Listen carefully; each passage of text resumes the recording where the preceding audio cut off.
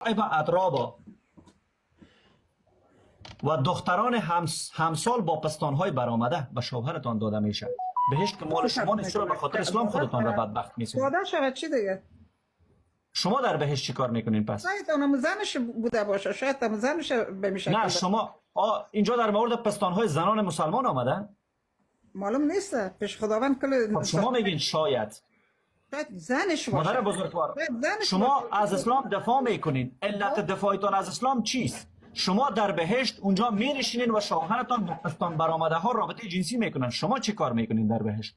اونم شاید عمود زن از او باشه، ناموس از او باشه، از اون شوهر. خب 70 تا در خدمتش است، با شما چی کار میکنین در بهشت؟ یا یک گپای سمبولیک است، تو فکر نکن که او رو آیت قرآن هم آوردم برایتان. آیت قرآن هم که باشه یا گپای سمبولیک است یا امر سمبولیک. شما از مکه کافرتر هستین، میدونین؟